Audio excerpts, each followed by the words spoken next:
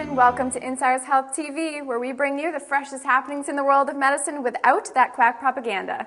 Today we'll be starting the first of our two-part series on must-know winter health and safety tips for you and your children. After all, it's not much of a holiday season if it's spent in the ER.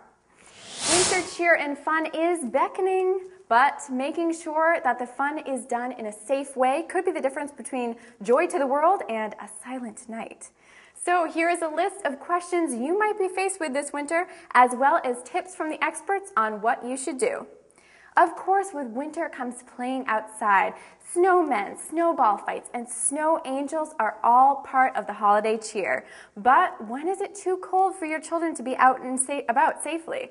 Well, doctors say that the green zone is 30 degrees or higher, as long as you make sure to layer the clothing and wear hats and mittens. Anything above 30 and your children will be able to play outside comfortably. Although you should check their hands and feet to make sure. From about 20 to 30 degrees is known as the yellow zone, where you have to be cautious. It's okay for kids to be out and playing, but they should take short indoor breaks every 20 to 30 minutes. It's also especially crucial to layer older kids' clothes, since they may ditch their coats if they get sweaty, and it's important to be wearing more than just an undershirt.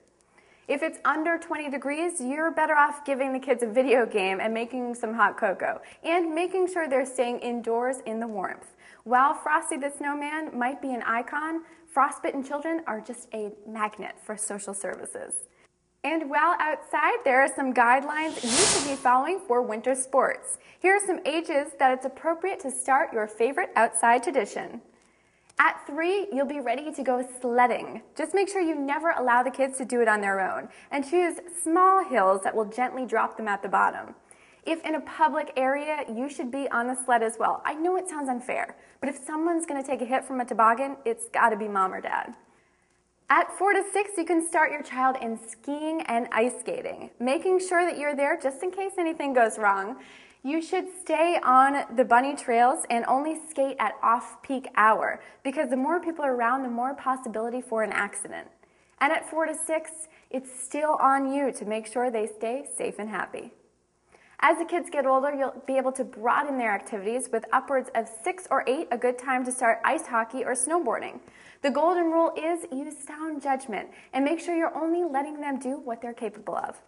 Stick around tomorrow for some tips on winter colds and flus, as well as some dry skin fixes and some general rules to follow about snow and ice.